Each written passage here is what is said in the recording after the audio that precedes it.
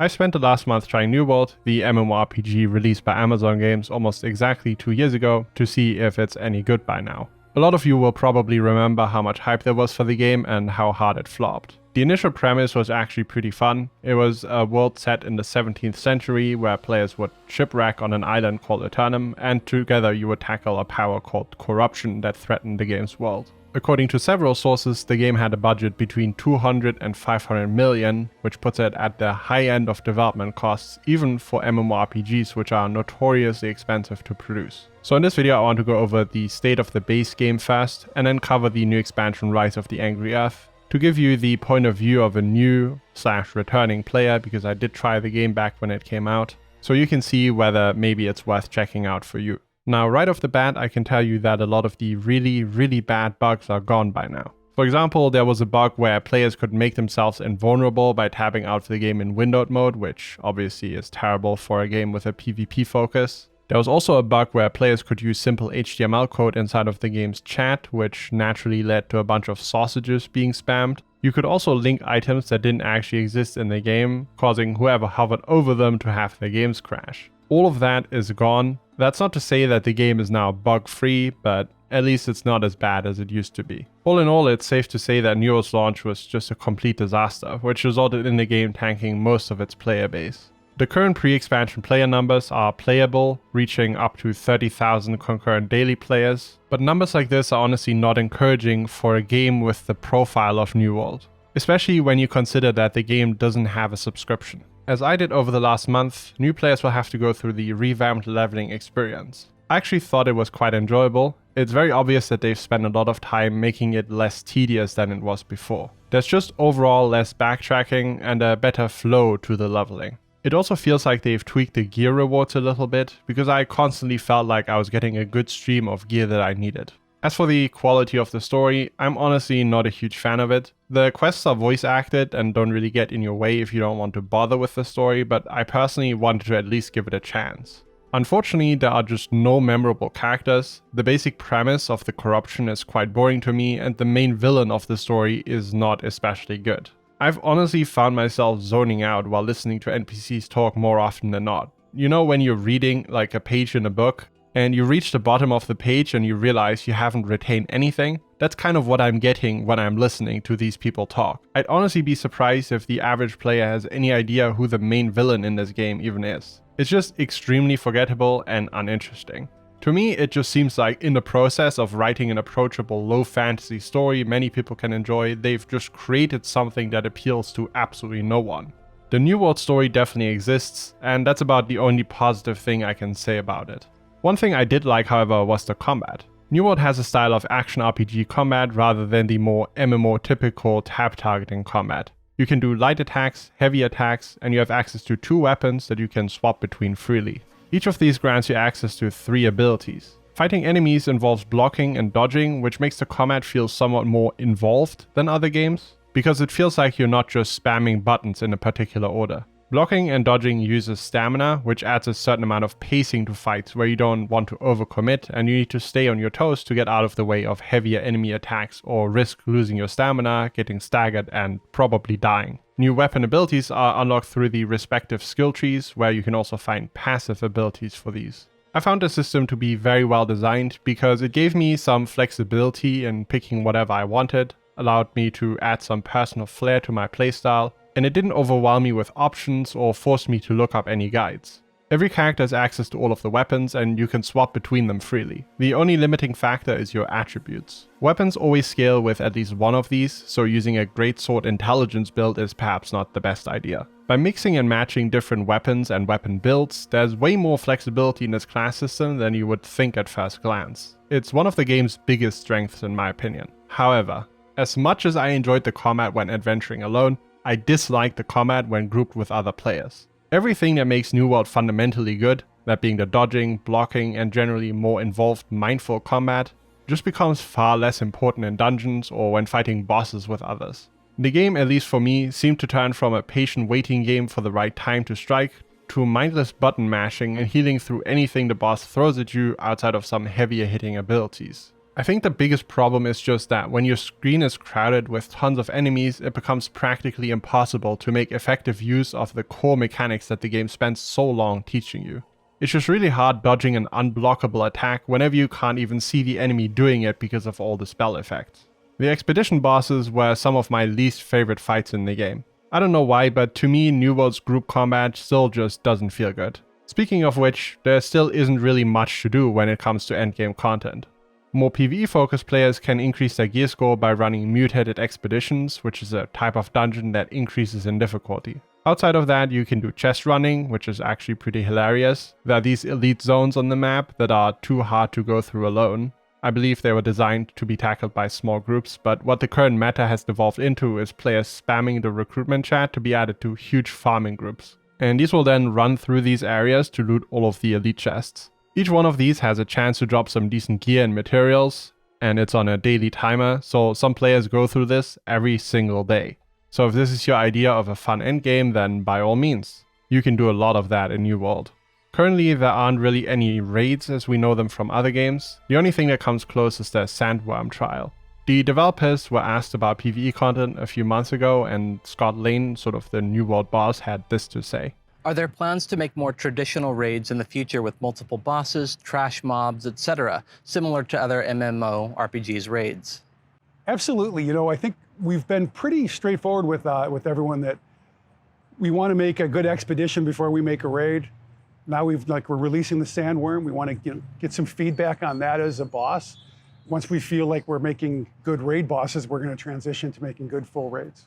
So they claim to be looking into it, but none of that is available as of now. Even the expansion doesn't really add anything new to the endgame as far as content goes. If there was ever a time to make the endgame feel better and flesh it out, I would have thought it to be this expansion, when players return to give the game a second chance. The PvP is honestly one side of the game I haven't gotten into much outside of playing some Outpost Rush, which is actually pretty fun. In this mode, two teams battle over capture points in the form of these outposts. There are various objectives to contest around the map, which will give you advantages over the other team, and honestly, it felt pretty okay to play. However, for me, it's just not a major reason to play the game. Other ways to enjoy PvP are the wars, which are pretty difficult to get into if you don't already have a high gear score, or the 3v3 arena. On the crafting side of things, leveling your trade skills has become easier than before, but it's still a very time-consuming grind that won't appeal to everyone. However, I will say that the Gathering still feels as satisfying as when the game launched, due to the excellent sounds.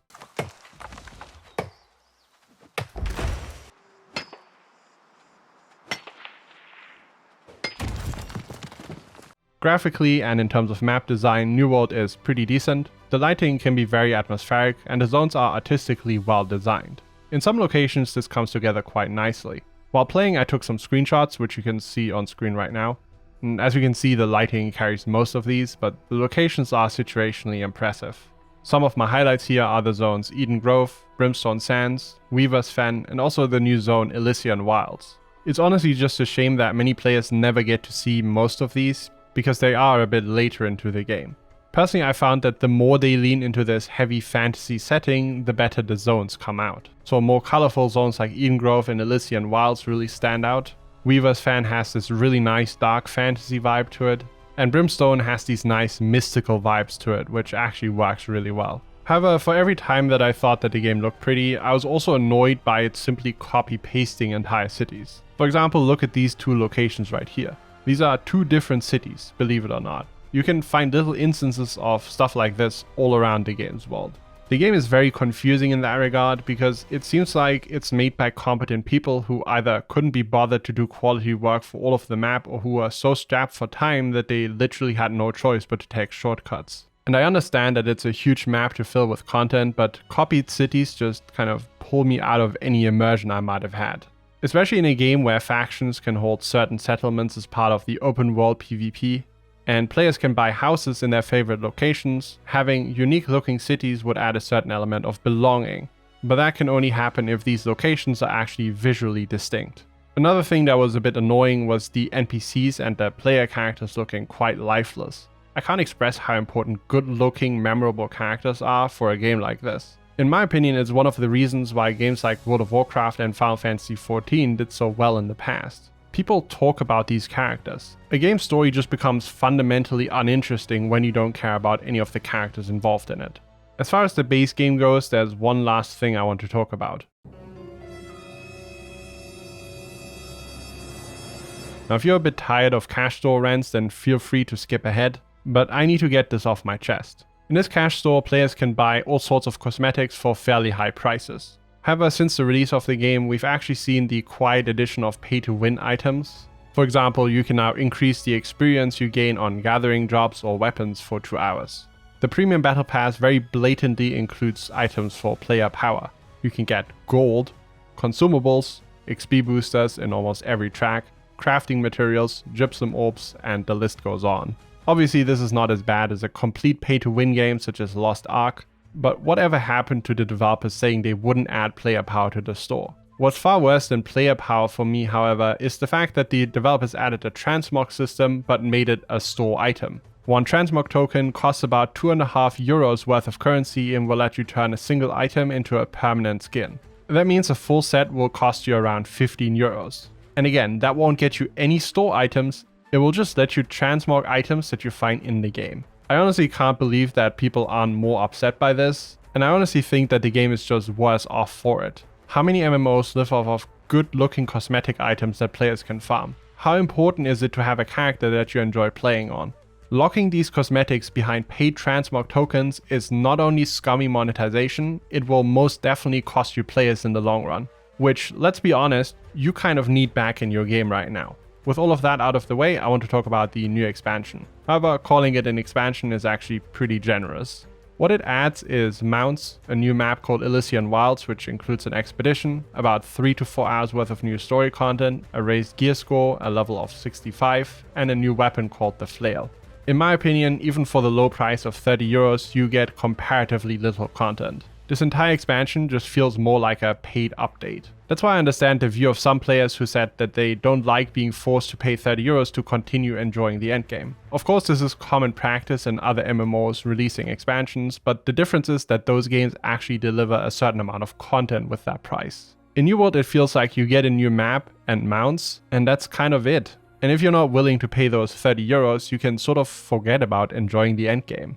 Now, I don't know what made the developers think that this was a good idea. Maybe they realized that launching the game without a subscription isn't sustainable and they need more regular income, or they just didn't want to commit or have the resources to release an actual expansion. What new content was added can be completed in a weekend of playing, and half of that is the new mount races that were introduced. And while we're at it, let's talk about that. The implementation of mounts in Rise of the Angry Earth is embarrassing. So first, players only have access to 3 types of mounts: horses, wolves, and lions. You get one for free by completing the mount races, and you can buy an additional one using gold. Except, of course, all of the actual good-looking mounts are available for upwards of 25 euros in the game's store. So right off the bat, I'm a little bit annoyed by this. The good thing is that the mounts themselves are implemented so badly that I would actually just rather run across the map on foot anyway.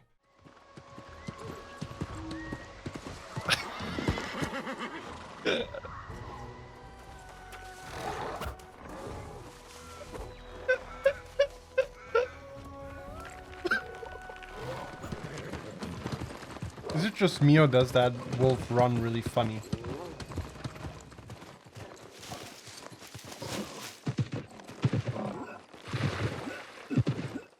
The mounts themselves barely function when you go anywhere that isn't a flat road.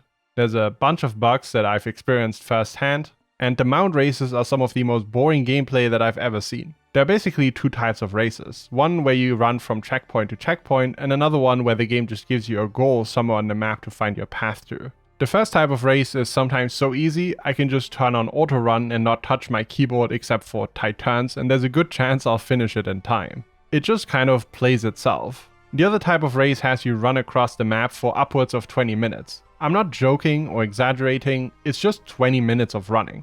They took the thing that people liked the least about New World, which was the endless running across the map without mounts, and turned it into a core gameplay feature of their first expansion. There's honestly just no way to kill people's enthusiasm for this new feature faster than by making them sit through 3 hours of races. Even then, mounts will probably help the New World experience by cutting down the time you waste running on foot, even if that's the only positive thing I have to say about it. Also, obviously mounts are only available if you actually buy the expansion. Now, the new map Elysian Wilds actually looks great. I think the artists did a good job designing it and coming up with a more compelling theme than some of the other zones that we have. There are lots of cool enemies, a few new mechanics regarding those. The story content added here is once again just middle of the pack. I completed the entire map worth of main and side quests, while also listening to all of those in about 1.5 evenings worth of playing. All in all, it's maybe 6 to 8 hours worth of new content, including the new expedition. I've had a few problems with bugs, which is pretty shocking considering how few quests there actually are. At one point all of the quest markers disappeared from my map, and I had to restart the game, which is kind of a bummer when there are 3,000 people ahead of you in the queue. The main boss, which I'm not going to show here for spoiler reasons, simply didn't trigger the fight. I was stood next to it in the arena for like 2 minutes before it did anything. On top of that, I'm not sure if it was supposed to have any voice lines, because it certainly didn't trigger any of them. One of the dumbest things though were that there were certain quests featuring items that players have to pick up. The catch? They weren't instanced, so this led to queues forming to get your turn to pick up the item. There wasn't just one of these, but like 3 or 4 of these quests where you have items that only one player can pick up at a time before everyone else has to wait another 30 seconds for the next one to appear. I don't know how they designed these quests for an MMORPG and genuinely thought it was a good idea. Overall, for a map that is not even half the size of Brimstone Sands, the level of polish during my playthrough was just pretty bad and left me quite disappointed if I'm being honest. I'm sure they'll go back and fix a lot of these in the coming weeks, but this is how it launched and this is how it will be remembered. Ultimately, Rise of the Angry Earth is just more New World. The mounts are serviceable but disappointing, the quests are lackluster and there's just too few of them, and overall this is probably just not what players had in mind for the first expansion of this game. What this game needed was to stabilize its population with more engaging endgame content. This is just more of the same gearing loop we've already been through, the same gameplay loop that made the game fail in the first place.